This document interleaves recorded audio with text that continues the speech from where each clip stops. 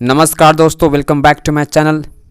Hello दोस्तों, अगर आप लोग क्लास 12 में हो, ठीक है, और आपको इकोनॉमिक्स पढ़ना काफ़ी टफ लगता है, इसका आंसर करना भी आपको टफ लगता है, ठीक है, इसका कंसेप्ट को समझना भी काफ़ी टफ लगता है, तो ये वीडियो आप ही के लिए, ठीक है, क्योंकि आज मैं आप लोगों को बहुत ही बेहतरीन ट्रिक देने वाला हूँ।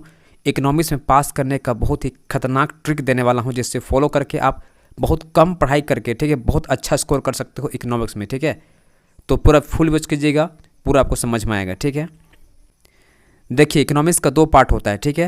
एक आपका होता है माइक्रो इकोनॉमिक्स और सेकंड आपका होता है मैक्रो इकोनॉमिक्स, ठीक है। दोनों आपका अलग अलग ब्रांच है, ठीक है, और दोनों का कंसेप्ट अलग अलग है।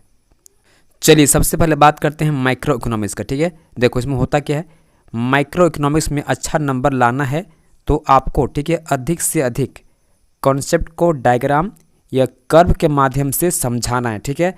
इससे आपका एग्जामिनर पर बहुत ही अच्छा इम्पैक्ट पड़ेगा और आपको अच्छा मार्क्स दे के जाएगा, ठीक है। तो सबसे अधिक आपको क्या करना है, डायग्राम क्रिएट करना, डायग्राम बनाना है और कर्व के माध्यम से, ठीक है, आपको समझाना है कॉन्सेप्ट को, ठीक है। इससे आपका अगर बहुत कम लिखोगे तो भी आपको मार्क्स अच्छा आएगा, ठीक है ना। चूँकि ये जो पार्ट है आपका है माइक्रो इकोनॉमिक्स, ठीक है, ये कॉन्सेप्चुअल पार्ट है, ठीक है। तो आपको कॉन्सेप्ट क्लियर करने के लिए डायग्राम या कर्व की आवश्यकता पड़ेगी। तो हर क्वेश्चन में आपको क्या करना है, डायग्राम और कर्व के माध्यम से उसको समझाने की कोशिश करना है, ठीक है। इससे आपको बहुत अच्छा मार्क्स आएगा। देखिए एग्जाम में होता क्या है ना, माइक्रो इकोनॉमिक्स में, ठीक है, खास तौर पर माइक्रो इकोनॉमिक्स में बहुत कम लिखना पड़ता है, ठीक है। बहुत से विद्यार्थियों को पता नहीं होता है कि वो लोग क्या करते हैं, सिर्फ पेज भरते हैं, ठीक है, पेज नहीं भराता है, ठीक है ना। इसमें क्या करना है, आपको मैक्सिमम आपको डायग्राम क्रिएट करना है, बनाना है, ठीक है। और देखिए बहुत सारे बच्चों को पता नहीं होता कि माइक्रो इकोनॉमिक्स में आंसर राइटिंग कैसे करते हैं, ठीक है। देखो इसका सबसे आसान तरीका है, आप क्या करो, कोई भी क्वेश्चन को, ठीक है, डायग्राम में, ठीक है, या कर्व के रूप में, ठीक है, उसको समझाने की कोशिश करो, ठीक है ना। इससे आपका जो कॉपी काटेगा एग्जामिनर, ठीक है, उस पर उसका अच्छा प्रभाव पड़ता है और आपको अच्छा मार्क्स दे के जाता है, ठीक है ना। क्योंकि वो समझता है, ठीक है, माइक्रो इकोनॉमिक्स में क्या होता है, कॉन्सेप्ट बेस होता है और डायग्राम बेस होता है और कर्व बेस होता है, ठीक है। तो आपको ज़्यादा क्या चेक किया जाएगा एग्जाम में, डायग्राम देखेगा और कर्व चेक किया जाएगा, ठीक है ना। उसके बाद देखिए सेकंड बहुत इंपॉर्टेंट है, मैथमेटिकल टर्म का इस्तेमाल अधिक करना है, ठीक है। जब भी आप आंसर करोगे माइक्रो इकोनॉमिक्स में तो आपको मैथमेटिकल टर्म का ध्यान देना है, अर्थात मैथमेटिकल टर्म का इस्तेमाल अधिक से अधिक कैसे करना है इसको आप समझिए नेक्स्ट स्लाइड में, ठीक है। सपोज कीजिए आपके एग्जाम में क्वेश्चन आ गया इंडिफरेंस कर्व के माध्यम से, ठीक है, एक उपभोक्ता का, एक कंज्यूमर का संतुलन को दिखाइए, ठीक है। तो इस क्वेश्चन को आपको आंसर कैसे करना है वो समझिए, ठीक है। सबसे पहले क्या कीजिए, आप इंडिफरेंस कर्व बनाइए, ठीक है। इसके एक्स एक्सिस पर प्लॉट कीजिए गुड्स एक्स को, ठीक है, और वाई एक्सिस पर प्लॉट कीजिए गुड वाई को, ठीक है ना। और यहाँ पर ड्रॉ कर दीजिए इंडिफरेंस कर्व, ठीक है, ये पहला हो गया हम लोग का। उसके बाद सेकंड ड्रॉ कीजिए आप यहाँ पर इंडिफरेंस मैप ड्रॉ कीजिए, ठीक है ना। इस प्रकार से ड्रॉ कर दीजिए, ठीक है। तो देखो आप क्या कर रहे हो, कम लिख रहे हो ना, यहाँ पर लिखावट कम हो रही है और कर्व का इस्तेमाल ज़्यादा आप कर रहे हैं, ठीक है ना। और यहाँ पर लिखिएगा एक्स एक्सिस पे क्या है, ठीक है, गुड्स एक्स है, आप लिख दीजिए यहाँ पर गुड्स एक्स है, ठीक है। उसी प्रकार से आप यहाँ पर लिखिएगा वाई एक्सिस पे क्या है, तो गुड्स वाई है, ठीक है।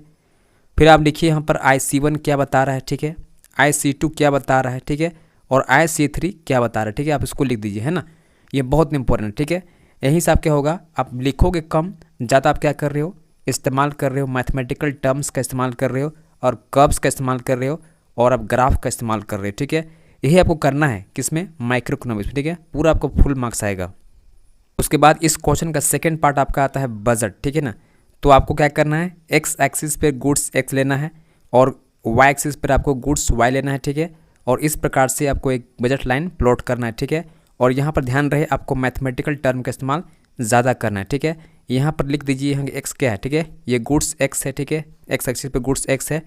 और यहाँ PX क्या है, ये प्राइस है गुड्स एक्स का, ठीक है ना। उसी प्रकार से आप यहाँ कीजिए, क्या लिखिएगा, ठीक है, वाई क्या है, गुड्स वाई है, ठीक है। और PY क्या है आपका, प्राइस ऑफ गुड्स वाई, ठीक है ना। उसके बाद लिखिएगा आई यहाँ पर क्या शो कर रहा है, आई आपका टोटल इनकम शो कर रहा है, ठीक है, टोटल इनकम शो कर रहा है, ठीक है ना। उसके बाद देखिए, ठीक है, गुड्स एक्स और उसका प्राइस PX, ठीक है, प्लस गुड्स वाई और उसका प्राइस PY को आप मल्टीप्लाई कीजिएगा, ठीक है। उसका जो सम आएगा वो आपको दिखाएगा टोटल इनकम, ठीक है। इससे आपका एग्जामिनर समझ में आएगी आपको, ठीक है, कि आपने बिल्कुल मैथमेटिकल टर्म्स को एक्सप्लेन किया है, ठीक है। उसको पूरा समझ में आ जाएगा एग्जामिनर को जो कॉपी काटेगा, ठीक है ना। उसके बाद आपको क्या करना है, इसके मैथमेटिकल टर्म में इसका स्लोप निकाल दीजिए, ठीक है। इसका स्लोप क्या होगा, माइनस पी एक्स अपॉन, ठीक है, पी वाई होगा।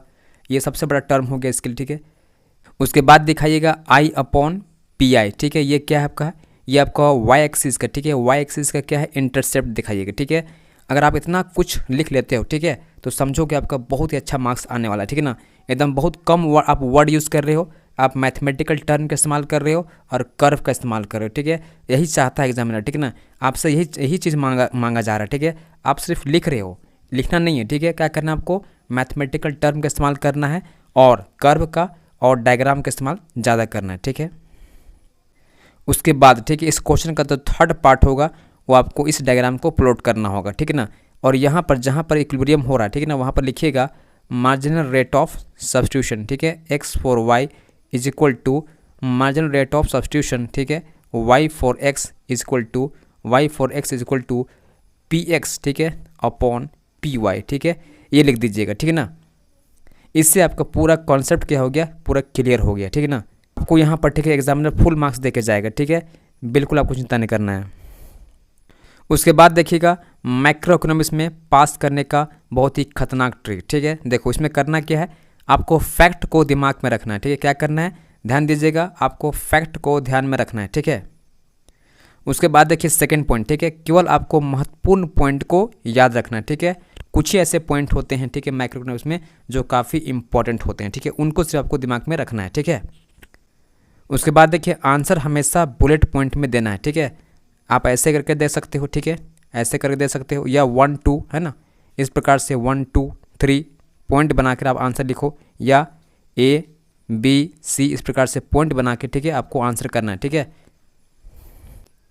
हमने बहुत सारे विद्यार्थियों को देखा है, ठीक है, जब वो आंसर करते हैं ना तो ऐसे आंसर करते हैं जैसे कि इतिहास लिख रहे हैं, ठीक है। ऐसा बिल्कुल नहीं करना है, ठीक है। आपको क्या करना है, बुलेट पॉइंट बना के, ठीक है, ए बी सी इस प्रकार से, ठीक है, या 1 2 3 इस प्रकार से पॉइंट दे के आपको आंसर करना है। इससे जो आपका एग्जामिनर है ना उस पर अच्छा इम्पैक्ट पड़ता है और आपको फुल मार्क्स दे के जाता है, ठीक है। जैसे मान लिया जाए आपके बोर्ड एग्जाम में क्वेश्चन आ गया, राष्ट्रीय आय की गणना कैसे की जाती है, ठीक है। तो देखो इसमें करना क्या है, इससे कॉन्सेप्ट क्या है, सिर्फ आपको याद रखना है कि वाई, ठीक है, वाई क्या है, आपका राष्ट्रीय आय हो गया, नेशनल इनकम हो गया, ठीक है। तो ये सम किसका होता है, ये आपका होता है कंजप्शन, ठीक है, कंजप्शन का, ठीक है, सेविंग का, इन्वेस्टमेंट का, और आपका जो एक्सपोर्ट इंपोर्ट हो रहा है, ठीक है, उसका जो अंतर है, ठीक है, उसका होता है। बस आपका ये कॉन्सेप्ट हो गया, ठीक है, इससे आप आंसर कर सकते हो, ठीक है। तो इसका आप क्या निकाल लीजिए, पॉइंट निकाल दीजिए। अब इस पॉइंट को याद रखिए और आपको आंसर कर देना है, कुछ करना ही नहीं है, ठीक है। जितना आपका एक साल में कंजप्शन हो रहा है, ठीक है, जितना एक साल में सेविंग हो रहा है, जितना आपका एक साल में इन्वेस्टमेंट हो रहा है, अब एक साल में इंडिया का जितना एक्सपोर्ट इंपोर्ट हो रहा है उसको जब ऐड कर देते हैं तो क्या निकलता है, राष्ट्रीय आय निकलता है। बस आपका यही इसी इक्वेशन में सारा आंसर छुपा हुआ है, ठीक है ना, कुछ करना नहीं है। तो इस तरीके से पढ़ाई करोगे, ठीक है, तो आपको बहुत अच्छा मार्क्स मिलेगा, ठीक है ना, एग्जाम में भी और स्कूल में भी, ठीक है।